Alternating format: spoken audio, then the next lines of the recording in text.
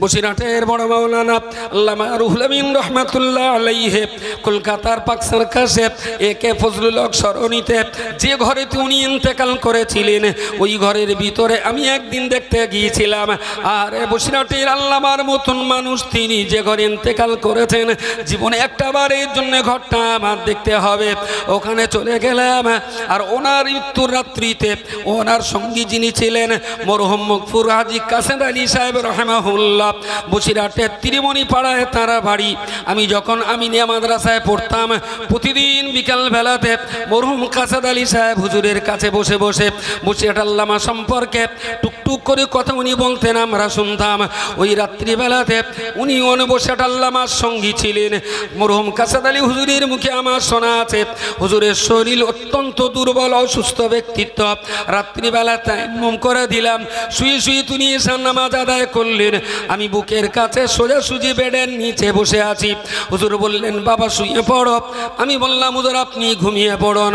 হুজুর বললেন আমি ঘুমোচ্ছি, তুমিও আমার পাশে শুয়ে পড়ো। হুজুর বেডে শুয়ে আছেন, ঠিক সেই সোজাসুজি পাশে মাটিতে মরহুম কাসেম আলী হুজুর তিনি বলছেন আমিও ঘুমিয়ে পড়লাম। বসিরহাটের বড় মাওলানা আল্লামা রুহুল আমিন সাহেব রহমাতুল্লাহ আলাইহি উনি ইন্তেকাল করেছেন ফুরফুরা শরীফ থেকে আলা হযরত মিজলা হুজুর পীর কেবলা রাহিমাহুল্লাহ তিনিও ছুটে আসলেন পাক সার্কাস ময়দানে। হুজুরের জানাজা নামাজ একটা সুসম্পন্ন হলো। কলকাতায় গাড়ি করে ওনাকে বসিরহাটের মাটিতে নিয়ে আসা হলো। দ্বিতীয় জানাজা বসিরহাটে হবে। যে গাড়িতে করে বসিরহাট আল্লামাকে বসিরহাটে আনা হলো। হুজুরের লাশ মোবারক গাড়ি থেকে নামিয়ে নেওয়া হলো, কিন্তু এই ডেড বডিটা আনার বিনিময়ে গাড়িওয়ালাকে যে পয়সাটা দিতে হবে বসিরহাটের আল্লামা রুহুল আমিন রহমাতুল্লাহ আলাইহি অতটুকু পরিমাণ পয়সা দুনিয়াতে রেখে কবরে যাননি। শ্রোতা মণ্ডলী মনে রাখুন, আল উলামা ওয়ারাসাতুল আম্বিয়া, আলেম সম্প্রদায় তারা হলেন নবীগণের ওয়ারিস। আল্লাহর বান্দা মনে রাখুন, আলেম ওলামা যদি নবীর উত্তরসূরি হন, আল উলামা ওয়ারাসাতুল আম্বিয়া, ওলামা সম্প্রদায় যদি নবীর ওয়ারিস হয়ে থাকেন, তাহলে আমি কি বলতে পারি ফুরফুরা শরীফের মুজাদ্দিদুজ্জামান কুতুবুল আলাম আলা হযরত আবু আমিরুস শরীয়ত দাদা হুজুর পীর কেবলা, আমি কি বলতে পারি তারই প্রধানতম খলিফা বসিরহাটের বড় মাওলানা আল্লামা রুহুল আমিন রহমাতুল্লাহ আলাইহি, এই দুইজন ব্যক্তিত্বকে আর অনেক মানুষকে আমি নবীর ওয়ারিস বলতে পারি।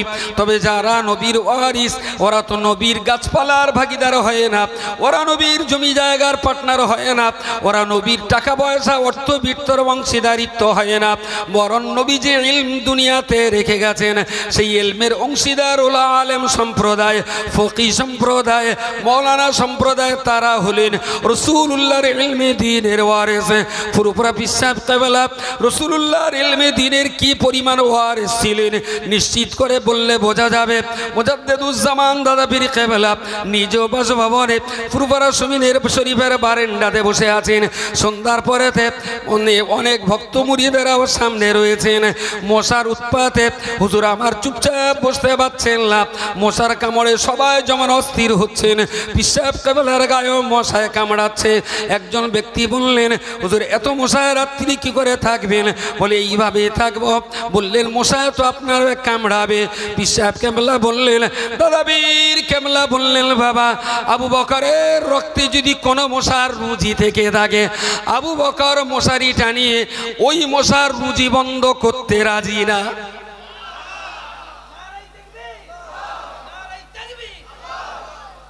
কথাটা কি খুব হালকা ওজনের কথা? বললেন হুজুর সারাদিন আপনার কষ্ট মেহনত পরিশ্রম, একটু তো আরাম করে শোয়াটাও তো দরকার। তো এত মশার উৎপাতে আপনি শোবেন কিভাবে? আমরা একটা মশারি কিনে দেব। বললেন মশারি কেনার টাকা তোমাদের আছে? বলে জি। পিসাব কেবলা বললেন বাবা তোমরা আমায় মশারি কিনে দিলে মশা আমার আর কামড়াতে পারবে না, আমার দেহের রক্ত তারা আর পান করতে পারবে না। তবে বাবা এটা তোমরা মনে রেখো আবু বকরের দুপোটা রক্ত যদি মশায় খেয়ে নেয় তাতে আল্লাহর দ্বীনের কোনো ক্ষতি হবে না, ইসলামের কোনো ক্ষতি হবে না। তবে আমার লিল্লা বোর্ডিংয়ে গরিব দুস্থ এতিম মিসকিনের বাচ্চারা যারা পড়াশোনা করে, ওদের বাপ মা বড় অসহায়, ওদের পিতামাতা বড় গরিব, তারা তাদের বাচ্চাগুলোকে কোরআন আর হাদিস শিখবার আর পড়াবার জন্যে আমি আবু বকরের কাছে তারা তাদের বাচ্চাগুলো দিয়ে গেছে। আমি অত্যন্ত দুশ্চিন্তাগ্রস্ত হয়ে আছি। সন্ধ্যা ঘনিয়ে এসছে, মাগরিবের নামাজের সময় পেরিয়ে গেছে। আজকে রাত্রিবেলাতে মাদ্রাসার বাচ্চাগুলোকে আমি চাল দিয়ে ওদের দুবাটা ভাতের ব্যবস্থা করব। ওদের ভাতের জন্যে আজ রাত্রিবেলাতে আমি আবু বকর চাল অন্বেষণ করতে পারিনি, আমি এখনো চালের সংস্থা করতে পারিনি। যে টাকা দিয়ে আবু বকরের মশারি কিনে দেওয়ার কথা বলছিলে, ওই টাকায় আমার মশারি না কিনে আমার মাদ্রাসার বাচ্চা কটার জন্যে আজকে রাত্রিবেলা খাওয়ার জন্যে অন্তত 10টা কেজি চালের ব্যবস্থাটা তোমরা করে দাও। রসুল ইন্তেকাল করছেন নিঃস্ব মিসকিন হালাতে। দাদা পীর কেবলাকে বলা হলো মশারি কিনে দেই, মশার কামড়ে বাঁচবেন। বললেন আমার রক্ত মশাই খেলে ইসলামের ক্ষতি হবে না, বাচ্চাগুলোর যদি রাত্রি খাওয়া দিতে না পারি ওরা পড়বে না, ইসলামের ক্ষতি হবে। আমার মশারি দিতে হবে না বাবা, ওদের একটু রাত্রের খাবার দুটো চালির ব্যবস্থা করে দাও। এই তো পীর নাকি বলেন, এই তো মুজাদ্দিদ, এই তো কওমের খাদেম। হযরত ওমর রাদিয়াল্লাহু আনহুকে বিদেশি মানুষেরা যখন আসতেন, ওমরকে চেনা যেত না, চেনা যেত না। অনেক বিদেশি রাজা রাজদের প্রতিনিধিরা এসে ওমরের সঙ্গে দেখা করে বলতেন যে আমরা এসছি অমুক সম্রাটের পাঠানো প্রতিনিধি, মদিনার বাদশাহ ওমরের সঙ্গে সাক্ষাৎ করতে এসছি, তা আমাদেরকে একটু বলবেন ওমর কোথায় আছেন? ওমর রাদিয়াল্লাহু আনহু বলছেন আমার সঙ্গে বলুন। তা বলছেন আপনার সঙ্গে বলা যাবে না। বলছেন কেন? বলছে আমরা মদিনার বাদশার সঙ্গে কথা বলবো। ওমর বললেন লাইসা লানা মালিকুন, বললেন মদিনার কোনো বাদশা নেই, ওয়ালাকিন লানা খাদিমুন, মদিনার মুসলমানদের জন্য একটা সেবক আছে, একটা খাদেম আছে। হযরত ওমর নিজেকে কখনো বাদশা পরিচয় দিতেন না। খাদিমুল হারামাইন শরীফাইন আল গাজিল মুজাহিদি ফি সাবিলিল্লাহ সুলতানুল ইসলাম। খাদিম ওমর নিজেকে বাদশা ভাবতেন না, ভাবতেন না আমাকে আল্লাহ দেশের জনগণের সেবা করে পাঠিয়েছেন। ফুরফুরা পীর সাহেব কেবলা নিজের মশারি না নিয়ে মাদ্রাসার বাচ্চাদের চাল কিনে দিতে বললেন। আর আজকের দিনে যদি সেই রকম মাদ্রাসা জলসাতে 500 টাকা যদি কম দেওয়া হয়, বলে কিয়ামতের দিন বুঝে নেব। এ কি আওলাদে মুজাদ্দিদ না আওলাদে ইবলিস? কালকে আবার হক খাওয়া হবে, আবার শালবাস লাগবে দিনের বেলা। নবী যদি এটা করে থাকেন, ফুরফুরা পীর সাহেব কেবলা যদি এটা করে থাকেন, তাহলে আমরা যদি সেই দাদা পীরের আদর্শের ভক্ত মুরিদ অনুরক্তের দাবিদার হয়ে থাকি, আমরা যদি তার ভক্তির দাবিদার হয়ে থাকি, তাহলে তার নীতি অনুসরণ করে জীবনে কখনো যদি প্রয়োজন হয়ে পড়ে আমার মশারি বিক্রি করে মাদ্রাসার বাচ্চাদের চাল কিনতে আমাদের কুণ্ঠাবোধ হওয়া উচিত নয়। কোনদিন যদি মাদ্রাসার প্রয়োজন হয়ে যায়, তাহলে রজবালির গাড়ি বিক্রি করে মাদ্রাসার বাচ্চাদের চাল কিনে তাদের খাওয়াতে হবে। তবে তো রজবালি দাদা পীরের ভক্ত না হলে ইবলিসের ভক্ত। মাদ্রাসা এমনি চলে না, সুমন্তরে ফু দিয়ে মাদ্রাসা চলে না। এর পিছনে সবচেয়ে যেটা বড় জরুরি সেটা হলো আল্লাহর দয়া। তারপরে যেটা দরকার সেটা হলো পরিচালক মণ্ডলী লিল্লাহিয়াত। তারপরে যেটা প্রয়োজন সেটা হলো মুসলমানদের নিঃস্বার্থ কোরবানি। এই তিনটের ভিতর দিয়ে একটা প্রতিষ্ঠান পরিচালিত হয়। গালিগালাজ তো প্রচুর শুনেছি, ক্ষতি কিছু হয়েছে আল্লাহর রহমতে? ক্ষতি বরণ। সুতরাং যাতে লাভ হয় সেই ব্যবসা কেউ ছাড়ে, তাই না? কালকে তো আবার কিছু গাল খেতে হবে, তাতে লাভ। এটা তোমার ব্যবসা, তুই গাল দিলে যদি আমার লাভ হয় তাহলে যা বললি তুই গাল দিস তাই বল। এটা আমার ব্যবসার মূলনীতি। বসিরহাটের বড় মাওলানা আল্লামা রুহুল আমিন রহমাতুল্লাহ আলাইহি কলকাতার পাক সার্কাসে একে ফজলুল হক সরণিতে যে ঘরে উনি ইন্তেকাল করেছিলেন ওই ঘরের ভিতরে আমি একদিন দেখতে গিয়েছিলাম। আর বসিরহাটের আল্লামার মতন মানুষ তিনি যে ঘরে ইন্তেকাল করেছেন জীবনে একটা বারের জন্য ঘরটা আমার দেখতে হবে। ওখানে চলে গেলাম। আর ওনার মৃত্যুর রাত্রিতে ওনার সঙ্গী যিনি ছিলেন মরহুম মগফুর হাজী কাসেদ আলী সাহেব রহমাহুল্লাহ, বসিরহাটের ত্রিমণি পাড়ায় তারা বাড়ি। আমি যখন আমিনিয়া মাদ্রাসায় পড়তাম প্রতিদিন বিকাল বেলাতে মরহুম কাসেদ আলী সাহেব হুজুরের কাছে বসে বসে বসিরহাট আল্লামা সম্পর্কে টুকটুক করে কথা উনি বলতেন, আমরা শুনতাম। ওই রাত্রিবেলাতে উনি বসিরহাট আল্লামার সঙ্গী ছিলেন। মরহুম কাসেদ আলী হুজুরের মুখে আমার শোনা আছে হুজুরের শরীর অত্যন্ত দুর্বল অসুস্থ ব্যক্তিত্ব। রাত্রিবেলা তায়াম্মুম করে দিলাম, শুয়ে শুয়ে তিনি ঈশার নামাজ আদায় করলেন। আমি বুকের কাছে সোজাসুজি বেডের নিচে বসে আছি। হুজুর বললেন বাবা শুয়ে পড়ো। আমি বললাম হুজুর আপনি ঘুমিয়ে পড়ুন। হুজুর বললেন আমি ঘুমোচ্ছি, তুমিও আমার পাশে শুয়ে পড়ো। হুজুর বেডে শুয়ে আছেন, ঠিক সেই সোজাসুজি পাশে মাটিতে মরহুম কাসেদ আলী হুজুর তিনি বলছেন আমিও ঘুমিয়ে পড়লাম। রাতের একটা অংশ পার করে হুজুর একটু আওয়াজ করলেন, আমাকে ডাকলেন, আমার ঘুম ভাঙলো। আমি তাড়াতাড়ি ঠেলে উঠলাম। বললো হুজুর কি বলছেন? বললেন আমাকে একটু ধরো, আমি একটু ইস্তেঞ্জা করব। তো পাত্র ছিল, সেই পাত্রে ইস্তেঞ্জা করালেন, কুলুক করালেন। বললেন আমাকে একটু উজু করিয়ে দাও। তা কোনো রকমে, তখন শরীর অত্যন্ত দুর্বল, ইনি আস্তে আস্তে কোনো রকমে উজুটা করিয়ে দিলেন, দিয়ে শুইয়ে দিয়েছেন। বসার মতো আর গায়ে শক্তি তখন আর নেই।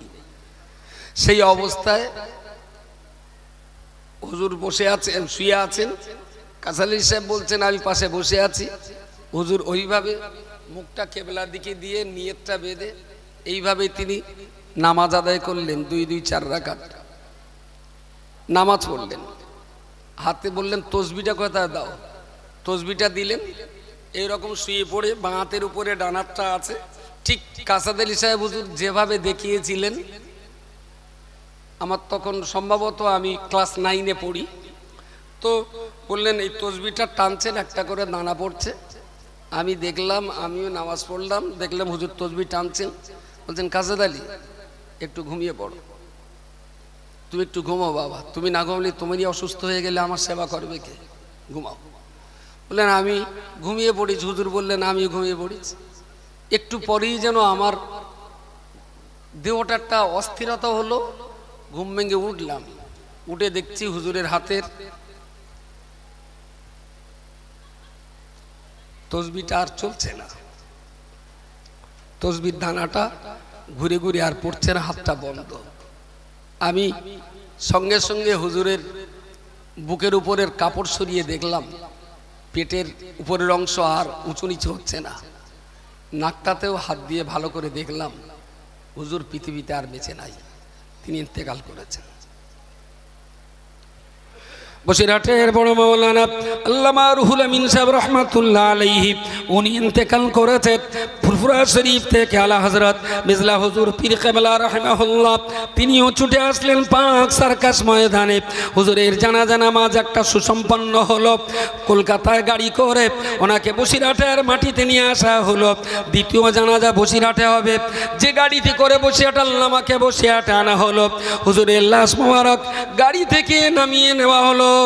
কিন্তু এই ডেড বডিটা আনার বিনিময়ে গাড়িওয়ালাকে যে পয়সাটা দিতে হবে, বসিরহাটের আল্লামা রুহুল আমিন রহমাতুল্লাহ আলাইহি অতটুকু পরিমাণ পয়সা দুনিয়াতে রেখে কবরে যাননি। লাশ বওয়া গাড়িটার যে ভাড়া দিতে হবে, হুজুরের বাড়িতে খুঁজে খুঁজে খুঁজে খুঁজে গাড়ি ভাড়া দেওয়ার মতন পয়সা জুটেনি। গাড়িওয়ালা অস্থির হয়ে যাচ্ছে, আমার ভাড়া দাও চলে যাব। ভক্ত মুরিদেরা এ 4 আনা, ও 10 পয়সা, এ 20 পয়সা, ও 8 আনা ভক্তদের দেওয়া চাঁদা তোলা পয়সা দিয়ে বসিরহাট হুজুরের লাশ বহন করা গাড়ির ভাড়া দিতে হয়েছিল। আমি কি ভাবতে পারি না দাদা হুজুর কেবলার মতো মানুষ, বসিরহাট হুজুর কেবলার মতো মানুষ, এরা রাসূলুল্লাহর যোগ্য ওয়ারিস ছিলেন। তার ইলমের নবী আনা ইলমের যোগ্য অংশীদারিত্ব ছিল বলেই তারা তো দিনের জন্য সবকিছুকে কোরবানি দিয়েছেন। নবীর এই হাদিস, আল্লাহুম্মা আহয়িনি মিসকিনা ওয়া আমিতনি মিসকিনা ওয়াহশুরনি ফি জুমারাতিল মাসাকিন, আল্লাহ আমি মুহাম্মদকে মিসকিন করে বাঁচাও, আল্লাহ আমি মুহাম্মদ ইবনে আব্দুল্লাহকে তুমি গরীব মিসকিন হালাতে তুলে নাও, আর হাসরের মাঠে আল্লাহ আমাকে মিসকিন হালাতে মিসকিন মানুষের সঙ্গে আমার হাসর নাসর করিও। জোরে সোরে বলুন সুবহানাল্লাহ।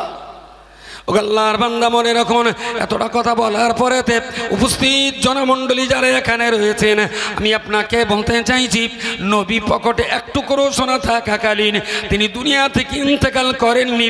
পুরোপুরা পিসাব কেবলা নিজের মশারির টাকা দিয়ে গরিব দুস্থ বাচ্চাদের চাল কিনে খাইয়ে দিয়েছিলেন।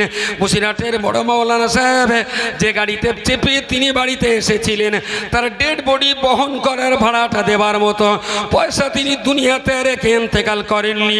নবী মিসকিন হালাতে বেঁচেছেন, নবী মিসকিন হালাতে ইন্তেকাল করেছেন, আর হাসরের মাঠে মিসকিন হালাতে তার মিসকিন হালাতে হাসর নাসর ঘটাবেন এইটা এখনো বাকি আছে।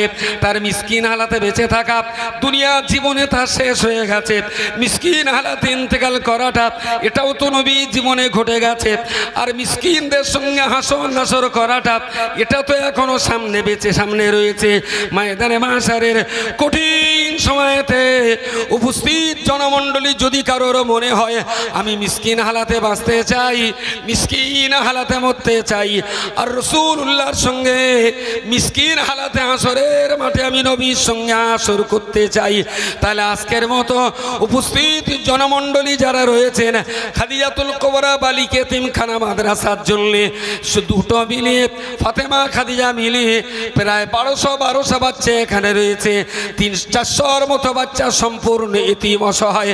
এদের জন্য আপনাকে মিসকিন হতে হবে, আপনার পকেটের টাকা উজাড় করতে হবে, আপনার হাড়ির চাল এদের জন্য কোরবানি দিতে হবে, আপনার জীবনের বিরাট একটা অর্থবৃত্ত এই এতিম মিসকিনের জন্য আপনাকে কোরবানি দিতে হবে।